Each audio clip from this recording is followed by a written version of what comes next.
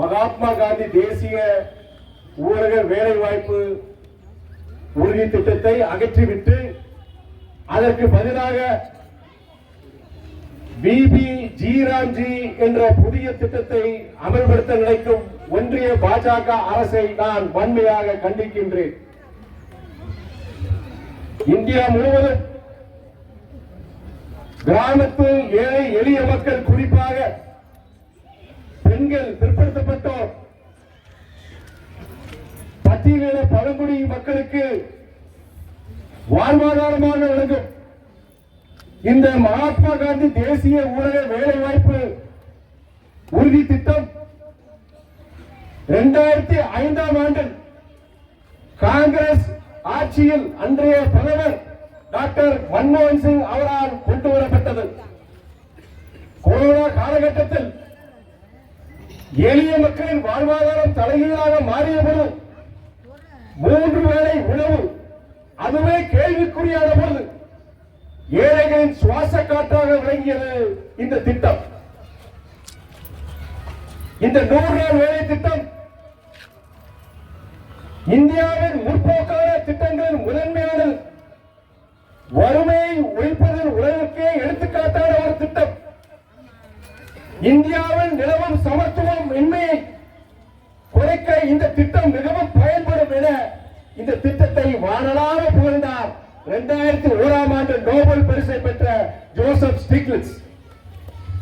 இந்த திட்டத்தை, இந்த 100 நாள் வேலை திட்டத்தை அகற்றுவது ஒரு மிகப்பெரிய வரலாற்று பிழை என ஒன்றிய பாஜக அரசை எச்சரித்துள்ளனர் ஜோசப் ஸ்டிக்லிட்ஸ் போன்ற உலக பொருளாதார வல்லுநர்கள்.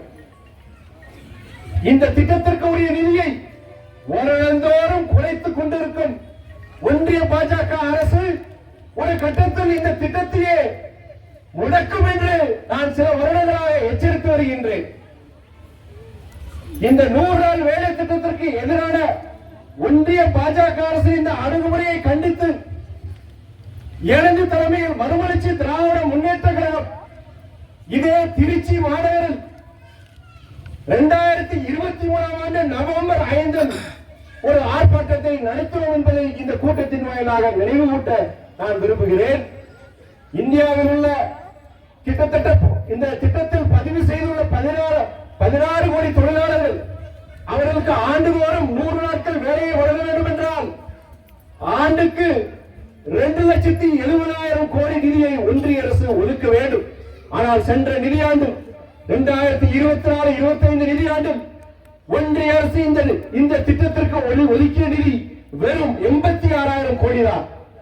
நாட்டின் மொத்த உள்நாட்டு உற்பத்தியின் அடிப்படையில் மதிப்பிட்டால் இந்த திட்டத்திற்கான நிதி ஒதுக்கீடு கடந்த 11 ஆண்டுகளில் பாதியாக குறைந்துவிட்டது. இந்த நிதி குறைப்பால் பல கிராமங்களில், பெரும்பான்மையான கிராமங்களில் 50 நாட்கள் கூட வேலைகள் கிடைப்பதில்லை. கன்னியாகுமரி முதல் சென்னை வரை நான் பல கிராமங்களுக்கு நான் பயணித்த போது ஏழை தாய்மார்கள் என்னிடம், ஐயா, இது வானம் பார்த்த பூமியாது, வருஷத்துக்கு எங்களுக்கு 4 மாசம் வேலை கிடைக்கும், மழை பெய்யலனா அந்த 4 மாசம் அந்த விவசாய வேலை கூட எங்களுக்கு கிடைக்காது, இங்க தொழிற்சாலை எதுவும் கிடையாது, நாங்க இந்த 100 நாள் வேலை திட்டம் முழுசா நம்பி இருக்கிறோம். 16 வருஷத்துக்கு முன்னாடி எங்களுக்கு வருஷத்துக்கு 80-90 நாட்கள் வேலை கிடைச்சிட்டு இருந்தது. ஆனா இப்பெல்லாம் 50 நாட்கள், 40-50 நாட்கள் கூட கிடைக்க மாட்டேங்க. தயவு செய்து முன்னாடி மாதிரி எங்களுக்கு ஒரு 90 நாள், வருஷத்துக்கு ஒரு 90 நாள் வேலை கிடைக்கிற மாதிரி ஏற்பாடு செய்யுங்கன்னு சொல்லிட்டு அந்த ஏழை தாய்மார்கள் கண்ணீர் மல்க என்னிடம் கூறினர். அவர்களிடம் நான் சொன்னேன், இந்த 100 நாள் வேலை திட்டம் என்பது ஒன்றிய அரசு திட்டம். இந்த திட்டத்திற்கு உரிய நிதியை வழங்க வேண்டும் என மாண்புமிகு முதலமைச்சர் அந்த தளபதி தலைவர் வைகோ உள்ளிட்டவர்கள் வலியுறுத்தி வருகிறார்கள். நானும் தொடர்ந்து இதற்காக குரல் கொடுத்து வருகிறேன் என்று அந்த தாய்மார்களிடம் ஆறுதல் கூறினேன். அந்த ஏழை தாய்மார்களின் கண்ணீர் குரலாக என் கருத்தினை இந்த மக்கள் மன்றத்தில் முன்வைக்கின்றேன். இந்த திட்டத்தின் பெயர் 100 நாள் வேலை திட்டம். ஆனால் திட்டத்தின் பெயர் 100 நாள் வேலை திட்டம். ஆனால் 50 நாட்கள் கூட கிடைக்காத இந்த திட்டத்தில் இப்போது புதிய திட்டத்தில் இவர்கள் 125 நாட்கள் வழங்கப்படுவதாக ஒன்றிய பாஜக அரசு சொல்கின்றது. எப்படி சாத்தியம்? 50 நாளே கொடுக்க முடியல இதனால எப்படி 125 நாள் கொடுக்க போறாங்க? எல்லாமே போலியான ஒரு வாக்குறுதிகள். இப்படி போலியான வாக்குறுதியை வழங்கும் ஒரு போலியான திட்டம் தான் இந்த புதிய திட்டம் விபி ராம்ஜி திட்டம். இந்த திட்டத்தில் முக்கியமானது ஒன்று, இந்த புதிய திட்டத்தின்படி ஒன்றிய அரசு அதனுடைய நிதி பங்களிப்பை பாதியளவு குறைத்து விட்டது. நமது இந்த பணியாளர் 100 நாள் வேலை திட்டத்தில் நீங்க வேலை செய்றீங்க இல்லையா, உங்க சம்பளத்துல வந்து அதுக்குண்டான நிதி வந்து முன்னேறி மாநில அரசு எந்த நிதி பணம் கொடுக்காது. கிட்டத்தட்ட உங்களுக்கு 100 விழுக்காடு ஒன்றிய அரசு தான் கொடுக்கும். பொருட்செலவுகளுக்கு வந்து 25 விழுக்காடு தமிழ்நாடு அரசு மாநில அரசு கொடுக்கும். இப்போ அந்த புதிய திட்டத்தின்படி என்ன பண்ணிருக்காங்கன்னா, அந்த மாநில அரசுடைய பங்களிப்பு அந்த ஊதியத்துக்கு உண்டான அந்த நிதியில இருந்து 0 விழுக்காடு 40 விழுக்காடு கூட்டிட்டாங்க. பொருட்செலவுக்கு வந்து 25 விழுக்காடு 40 விழுக்காடு கூட்டிட்டாங்க.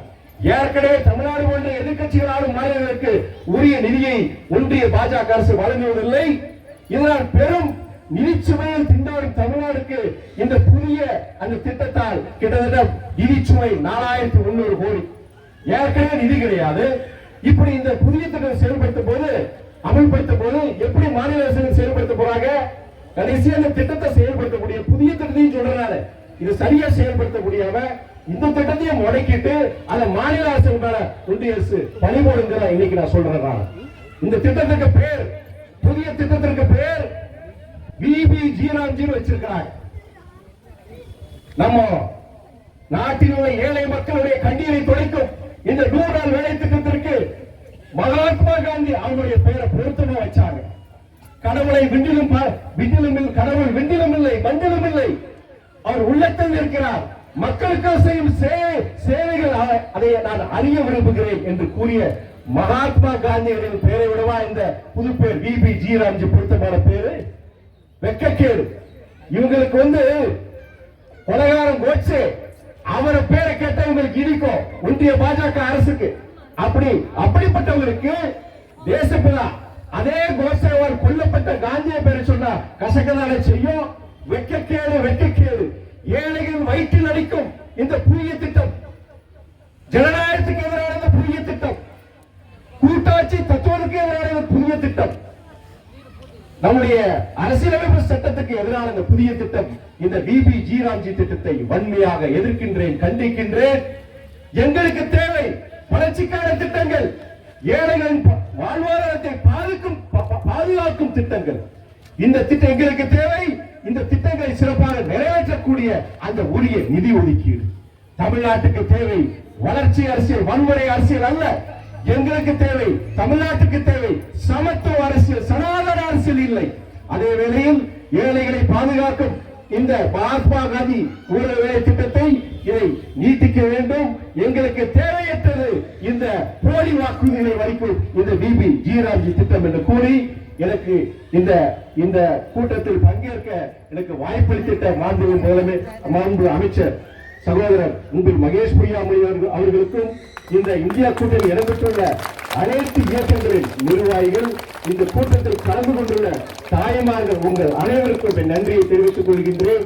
இது நாங்கள் இந்த கூட்டம் நடத்துறது எங்களுக்காண்டி கிடையாதுமா, நீங்க விவசாயிகள் போறீங்களாமா, எல்லா கிராமத்துக்கும் தேர்தல் மற்ற நேரங்களில் போகும்போது உங்களுக்கு முக்கியமான கோரிக்கை இருக்கு. எங்கிட்ட என்ன சொல்றீங்க? ஐயா எங்களுக்கு 40 நாள் 50 நாள் உங்களுக்கு கிடைக்க மாட்டேங்க சக்கரை பொருள் சொல்லிட்டு தமிழ்நாட்டில் அத்தனை கிராமங்களே உங்களுடைய தாய்மார்களுடைய குரலை தான் நாங்கள் பிரதிபலிச்சிருக்கிறதா. உங்களுக்காக இந்த கூட்டத்தில் நம்ம முதலமைச்சர் நடத்துறாரு. அதனால இந்த உங்களுடைய கோரிக்கை எங்களுடைய கோரிக்கை கிடையாது, தமிழ்நாடு மட்டும் கிடையாது, இந்தியாவில் அனைத்து தாய்மார்களுடைய கோரிக்கை. இந்த மகாத்மா காந்தி 100 நாள் வேலை திட்டம் நீடிக்க வேண்டும் என்ற அந்த கோரிக்கையை ஒன்றிய அரசு பரிசீலிக்க வேண்டும். இந்த புதிய திட்டத்தை திரும்பி பெற வேண்டும் என கூறி விடைபெறுகிறேன். நன்றி, வணக்கம்.